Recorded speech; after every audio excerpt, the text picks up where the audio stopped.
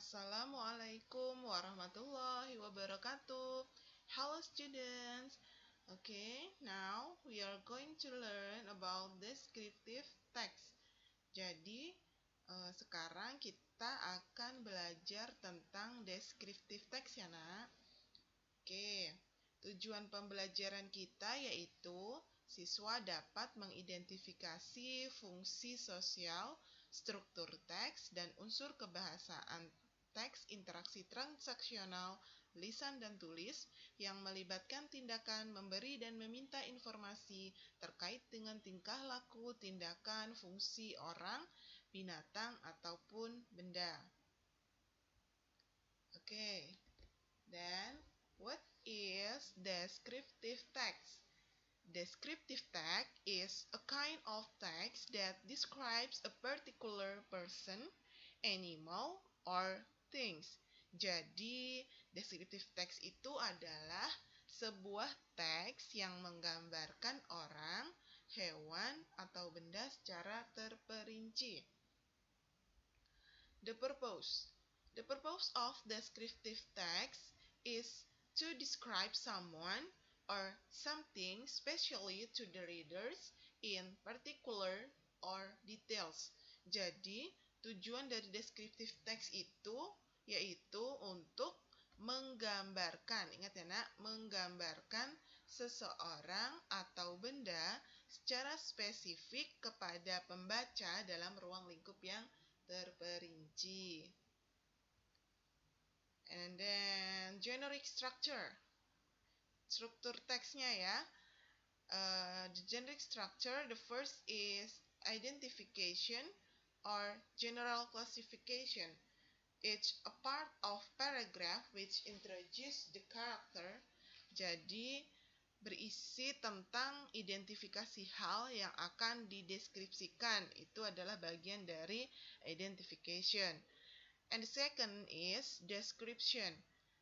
Description is a part of paragraph which describes the character, described with specific, yaitu berisi tentang penjelasan atau penggambaran tentang hal atau seseorang dengan menyebutkan beberapa sifatnya atau menggambarkan secara detail ataupun rinci.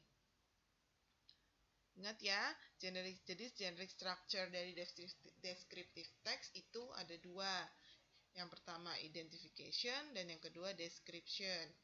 Ya, jadi the identification sekali lagi itu untuk menggambarkan benda, hewan ataupun orang yang akan digambarkan. Kemudian description itu menggambarkan parts, bagian, qualities, characteristic of the person. Jadi menggambarkan bagian, kualitas dan karakter dari orang tersebut yang akan digambarkan. Language features. Language feature, descriptive text. There are it usually present tense in sentences. Jadi, biasanya menggunakan present tense di dalam kalimatnya. Yang sebelumnya sudah kita pelajari ya, Nak. And then the second is it usually use some adjective in many sentence. Jadi, biasanya menggunakan beberapa kata sifat. Ingat ya, adjektif itu kata sifat yang sudah kita pelajari sebelumnya. Nah, jadi descriptive text ini banyak menggunakan kata sifat ya. And then it usually in the first person or in the third person.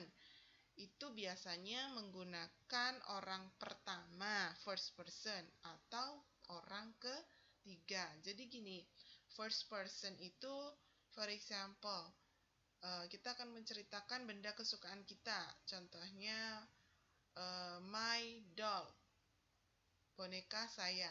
Itu first person, my doll. Tapi ketika itu third, dan bisa juga third person, contohnya her doll, boneka dia. Oke. Descriptive descriptive text itu tadi kita ulangi lagi, itu biasanya menceritakan tentang people, orang, animal, hewan, things, benda. Words are adjective to describe people. Oke, kita akan belajar kata-kata sifat yang menggambarkan orang. For example, beautiful, cantik, friendly, fat, handsome, tampan, tall, tinggi, slim, kind, baik hati, short, pendek,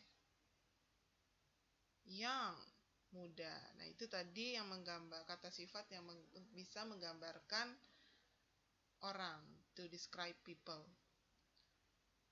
Next, words are adjective to describe things. Sekarang kata atau kata sifat yang menggambarkan benda. They are big, besar, rough, smooth, small, kecil, flexible, strong, long, useful, beautiful. Oke. How does this bracelet look? Oke, lihat gambar di sini. Kira-kira ini adalah gambar bracelet, yaitu gelang.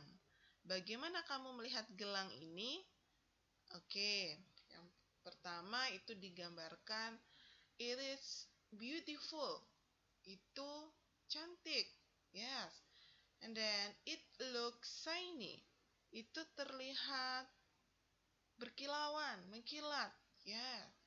It looks expensive. Itu kelihatannya mahal. Nah, itu beberapa kata sifat yang menggambarkan tentang picture, gambar yang ada di sini.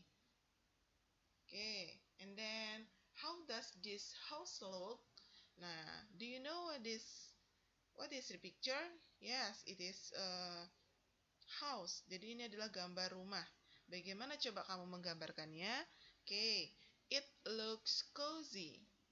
It is simple. It is small. Nah, itu beberapa kata sifat yang menggambarkan tentang rumah ini. And then, do you know what is the picture? This is bag. How does the bag look? Kira-kira kamu bisa menggambarkan tidak? Ini gambar apa? Ini adalah gambar tas. Bagaimana kita menggambarkannya? Oke, lihat contohnya. My new backpack. Tas ransel baru saya. I have a new backpack. Its colors are red and gray. I always bring it when I go to school. It is made of strong fabric. Nah, ini paragraf yang pertama. Saya mempunyai sebuah tas ransel baru. Its color, warnanya yaitu merah dan abu-abu. Saya selalu membawanya ketika saya pergi ke sekolah. Dan ini terbuat dari pabrik. Jadi sangat kuat. And then the second paragraph, there are some parts of backpack. Ada beberapa bagian dari tas ransel. The first is the pocket. Yang pertama itu kantong tasnya. I put my money and my library card in the pocket. Jadi saya meletakkan uang dan kartu saya di dalam library card. Jadi ada tempat kartu di dalam kantong tas tersebut. The second part is the main part. Jadi di bagian kedua yaitu ada bagian yang utama. I put my books and pencil case in this part. Jadi saya meletakkan buku saya dan kotak pensil di bagian ini. The third part, jadi bagian ketiga, is a small pocket at the left side of the backpack. Jadi di bagian ketiga itu ada kantong kecil yang ada di sebelah kiri tas ransel tersebut. I keep a bottle of water in this pocket. Jadi tempat itu untuk menyimpan air dalam botol di dalam kantung tas tersebut. Oke, sekarang kita identifikasi ya. Untuk paragraf pertama, yang ada di bagian paragraf pertama tadi, itu adalah yang dinamakan dengan identification. Ya, apa itu identification? Yaitu yang menggambarkan apa yang akan diceritakan di dalam cerita ini. Jadi di sini dijelaskan dia mempunyai tas ransel baru. Kemudian paragraf yang kedua yaitu di sini sudah dijelaskan secara detail, secara rinci tentang tas tersebut, yaitu apa bagian-bagiannya, kemudian kegunaannya apa, ya. Nah, itu adalah yang dinamakan description. Oke, thanks for all. Jadi sampai di sini dulu, semoga bermanfaat. Wassalamualaikum warahmatullahi wabarakatuh.